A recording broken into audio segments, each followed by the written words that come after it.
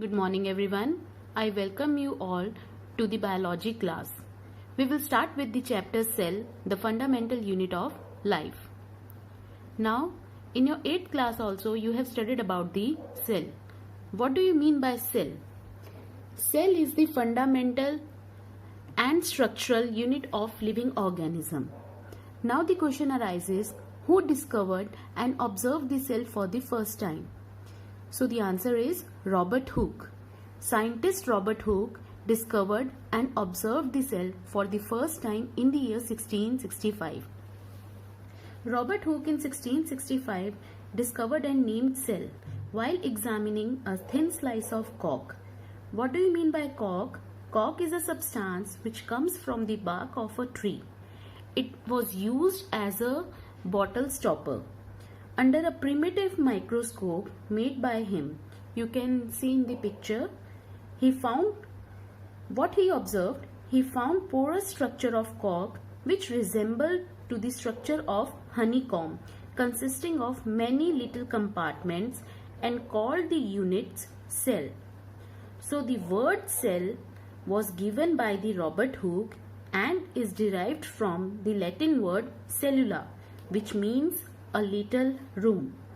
Later on, next scientist Leeuwenhoek in year 1674 with improved microscope discovered the first free living cell in pond water for the first time.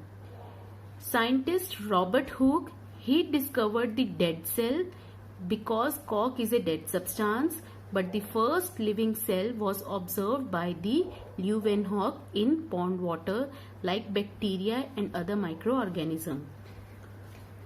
Then scientist Robert Brown in 1831 discovered nucleus of the cell.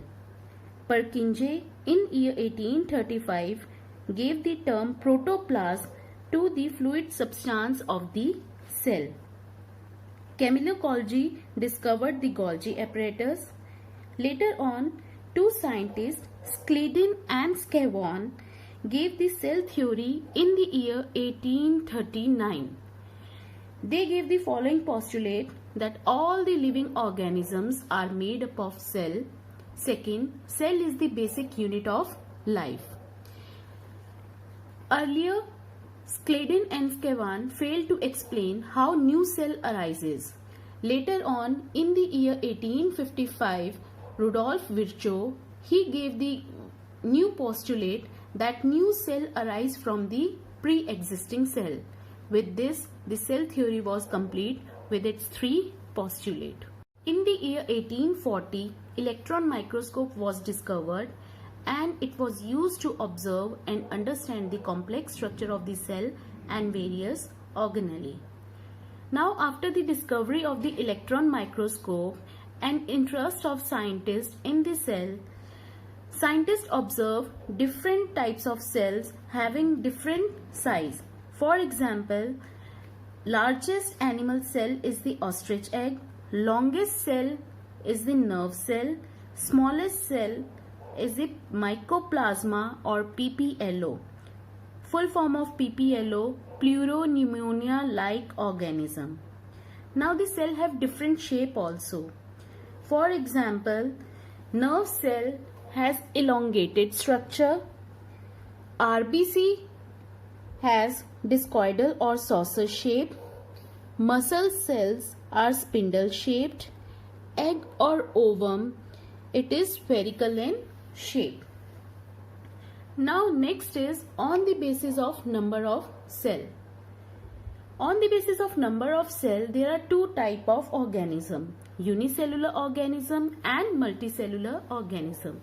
As the word indicate unicellular, uni means one, cellular means cell. So the organisms which have only one cell or single cell organisms are known as unicellular organism, whereas organisms which have many cells are known as multicellular organism. In unicellular organism, all the activities are performed by the single cell, whereas in multicellular organism, all the activities are performed by different cells. So there is no division of labor in unicellular organism, whereas there is division of labor in multicellular organism within cells. Lifespan of an individual is short in unicellular organism. Lifespan of organism is long in multicellular organism due to division of labor. Few examples of unicellular organism are amoeba, paramecium, bacteria, chlamydomonas. And multicellular organism are fungi, plants and animals. Every cell has three main features: outer covering, plasma membrane, fluid content, cytoplasm, and a dense colored body known as nucleus. In some organisms like bacteria, the nuclear region of the cell may be poorly defined due to absence of nuclear membrane. Such undefined nucleic acid is called nucleoid. So the nucleoid is a structure which do not have nuclear membrane. Such organisms whose cell lack nuclear membrane are called prokaryotes. The word prokaryote is derived from two words. Pro means primitive, karyon means nucleus. Organisms with cell having a nuclear membrane are called eukaryotes. So there are difference between the prokaryotic cell and a eukaryotic cell. First of all, on the basis of size. The size of prokaryotic cell is generally small, from 1 mm to 10 mm. But the size of eukaryotic cell is generally large, from 5 mm to 100 mm. Mm means micrometer. Second, nucleoid is not surrounded by the nuclear membrane. And in eukaryotic cell, nuclear region is well defined and surrounded by a nuclear membrane. This is the main difference between the prokaryotic cell and eukaryotic cell. Third, in eukaryotic cell, single chromosome is present, but in eukaryotic cell, more than one chromosome is present. In prokaryotes, membrane-bound cell organelle like endoplasmic reticulum, Golgi bodies are absent, but in eukaryotic cell, membrane-bound cell organelles are present.